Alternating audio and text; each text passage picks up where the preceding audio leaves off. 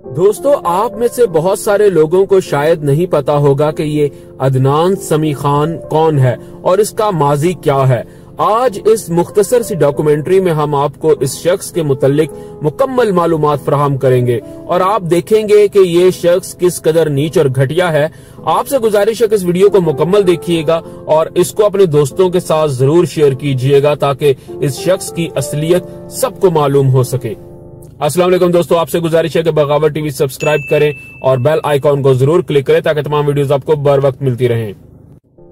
दोस्तों, सबसे पहले जरूरी यह है कि हम अदनान पर बात करने से पहले कुछ दीगर लोगों के मुतालिक आपको इंफॉर्मेशन दें, जिसमें से एक अहम शख्स है अदनान समी खान का बाप।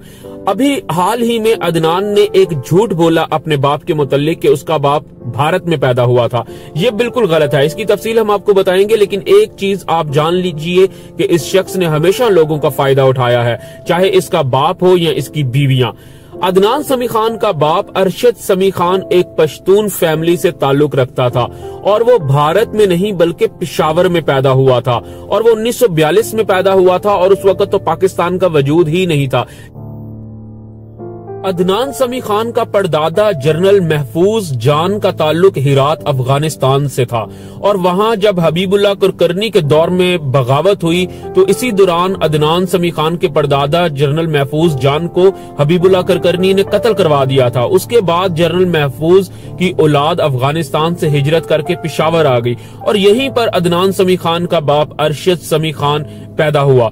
जब एक यूजर ने अदनान समी खान से ट्विटर पर पूछा कि तुम्हारा बाप कहां पैदा हुआ, तो अदनान ने बात को घुमाते हुए ये कहा कि वो भारत में पैदा हुआ क्योंकि उस वक्त पेशावर ब्रिटिश इंडिया का हिस्सा था, जबकि हकीकत यह है कि अरशद समी खान 1942 में पैदा हुआ था और उस वक्त तो पाकिस्तान बना ही नहीं था। यूजर की कम इल्मी ने अदनान समी खान को अच्छा मौका दिया कि वो भारतीयों की दाद समेट सके। अरशद समी खान ने पाकिस्तान एयरफोर्स में बतौर पायलट मुलाजमत की और 1965 और 1971 की जंगें भी लड़ी। उसको सितारा जुर्रत से भी नवाजा गया। रिटायरमेंट के बाद अरशद समी खान ब्यूरोक्रेट और सफीर की हैसियत से पाकिस्तान के साथ जुड़े रहे और बहुत नाम कमाया। और इस दौरान जब वो स्कैंडिनेवियन ममालिक में सफीर थे तो अदनान समी खान की पैदाइश हुई, जिसके लिए वह खुसूसी तौर पर लंदन गए थे। अब कहानी में एक दूसरा किरदार है, उस किरदार का नाम है ज़ेबा बख्तियार। अब सुनिए ज़ेबा बख्तियार की मुख्तसर कहानी। ज़ेबा बख्तियार जुल्फ़िकार अली भुट्टो की काबीना के रुकन और उस वक्त के attorney general of Pakistan Yahya Bakhtiyar की बेटी हैं, जो कि कोयटा के एक पश्तून घराने से ताल्लुक रखते थे। पाकिस्तान के मौजूदा आइन की तख्लीक में याह्या बख्तियार का बहुत बड़ा हाथ है। ज़ेबा बख्तियार अपनी खूबसूरती की वजह से जल्द ही मीडिया की तवज्जो हासिल करने में कामयाब रही और 1988 में ज़ेबा ने पाकिस्तानी ड्रामा अनारकली में काम करके अपने करियर का आगाज किया। एक साल बाद जब ज़ेबा बख्तियार अपने वालिद के साथ लंदन में कयाम पजीर थी तो वहां उसकी मुलाकात भारत के मशहूर अदाकार और प्रोड्यूसर राज कपूर और उनके बेटे रणधीर कपूर से हुई, जो ज़ेबा की खूबसूरती से इस कदर मुतासिर हुए कि उसको अपनी नई आने वाली फिल्म हिना की ऑफर कर दी, जिसको ज़ेबा बख्तियार ने कबूल कर लिया। इस फिल्म की कामयाबी के बाद ज़ेबा बख्तियार पाकिस्तान में एक बहुत बड़ा नाम बन चुकी थी। इस वक्त ज़ेबा बख्तियार और अदनान समी खान दोनों के बाप हुकूमत पाकिस्तान के मुलाजमीन और सरकारी अफसरान थे और चूंकि दोनों घराने पश्तून थे, जिसकी वजह से इनकी फैमिलीज का एक दूसरे के साथ ताल्लुक बढ़ गया। इन्हीं दिनों अदनान समी खान, जो कि एक स्ट्रगलिंग सिंगर के तौर पर उभर रहा था, काम की तलाश में था। जब ज़ेबा बख्तियार पाकिस्तान और इंडिया की शोबिस इंडस्ट्री की डार्लिंग थी, उस वक्त अदनान समी खान अपने बाप की सिफारिश से बच्चों का एक प्रोग्राम हासिल करने में कामयाब रहा, जिसमें वो बच्चों को म्यूजिक सिखाता था और उसका नाम था बहता दरिया। अदनान समी खान शुरू से ही एक अपॉर्चुनिस्ट और मफाद परस्त शख्स था। उसने ज़ेबा से दोस्ती की और उसके साथ शादी की ख्वाहिश का इजहार किया। ज़ेबा बख्तियार करियर के शुरू में शादी नहीं करना चाहती थी क्योंकि अभी उसका करियर शुरू ही हुआ था और उसे बॉलीवुड से बहुत सारी फिल्मों की ऑफर्स आ रही थी, लेकिन दोनों घरानों की तरफ से दबाव था, जिसकी वजह से ज़ेबा को अदनान से शादी के लिए हाँ करनी पड़ी। ये शादी सिर्फ 3 साल चली क्योंकि अदनान को ज़ेबा बख्तियार में कोई दिलचस्पी नहीं थी, बल्कि उसकी नजर सिर्फ और सिर्फ बॉलीवुड इंडस्ट्री पर थी।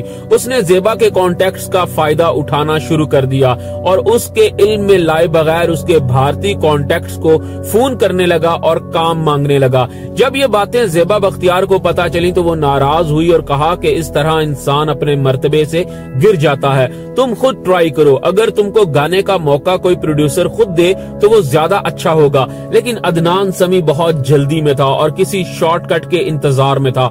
इसी दौरान पाकिस्तानी प्रोड्यूसर डायरेक्टर सैयद नूर ने 1995 में नौब्याहता जोड़े को अपनी म्यूजिकल फिल्म सरगम में ऑफर की, जिसको अदनान ने झट से कबूल कर लिया।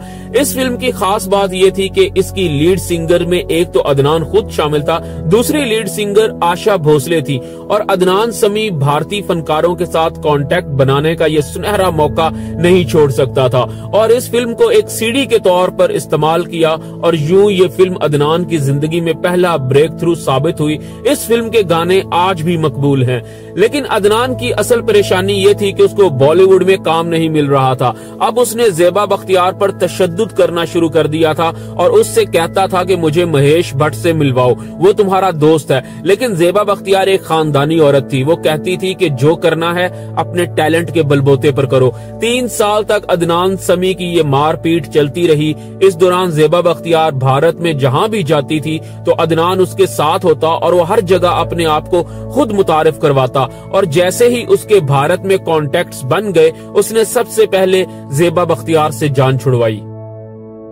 अदनान समी ने ज़ेबा को तलाक देने के बाद कुछ अरसे बाद ही मुस्तकिल तौर पर भारत चला गया, क्योंकि उसका ख्याल था कि भारत एक बड़ी शोबिस इंडस्ट्री है और वहां पर पाकिस्तान से ज्यादा काम के मौके हैं। वहां पर उसने सबसे पहले आशा भोसले के साथ एक म्यूजिक प्रोजेक्ट स्टार्ट किया और यूं उसके करियर का आगाज हो गया। लेकिन फिर भी अदनान समी खान को कोई बड़ी कामयाबी न मिल सकी।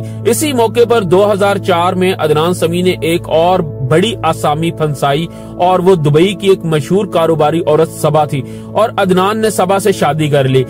इस शादी ने अदनान को बहुत फायदा पहुंचाया और उसने यहाँ भी अपना पुराना तरीकाकार अपनाया और सबा के कॉन्टेक्ट से अपना बराह रास्त ताल्लुक बनाकर सबा से जान छुड़वा ली। सबा से जान छुड़वाने के बाद 2010 में अदनान समी ने तीसरी औरत से शादी की। इस औरत का नाम रोया था। इस औरत का भी अदनान समी ने वैसा ही इस्तेमाल करना शुरू कर दिया जैसे कि पहली बीवियों का इस्तेमाल किया, यानी उसके कॉन्टेक्ट्स का फायदा उठाना। अब 2015 में अदनान समी बहुत ज्यादा सेटल हो चुका था और उसे भारतीय पासपोर्ट दिया गया, जो कि अदनान समी का शुरू से ही एक ख्वाब था। ये बात आपके लिए हैरत का बाइस होगी कि जून 2015 तक अदनान के पास पाकिस्तानी पासपोर्ट था और वो हर जगह बतौर पाकिस्तानी ही ट्रीट किया जाता था। जून 2015 में उसका पासपोर्ट एक्सपायर हो गया और उसने उसको रिन्यू नहीं करवाया था। ये है अदनान समी की मुख्तसर सी कहानी कि कैसे उसने अपने बाप, ससुर और 3 बीवियों को इस्तेमाल किया और बॉलीवुड में अपनी जगह बनाई। और अफसोस कि आज तक अदनान के क्रेडिट पर कोई ऐसा प्रोजेक्ट नहीं है जिसको आप क्लासिक का दर्जा दे सके। ज़ेबा बख्तियार ने अदनान से सही कहा था कि अगर कुछ करना है तो अपने बलबूते और टैलेंट पर करो। मैं तुमको काम तो दिलवा दूंगी लेकिन तुम कभी भी कामयाब नहीं हो पाओगे। और आज वही कुछ हम देख रहे हैं कि इस शख्स को अपना वजूद बरकरार रखने के लिए अपने हुनर, काम और टैलेंट से ज्यादा मोदी और भारत सरकार के हक में ट्वीट्स करने पड़ते हैं। शेम ऑन यू अदनान समी, शेम ऑन यू।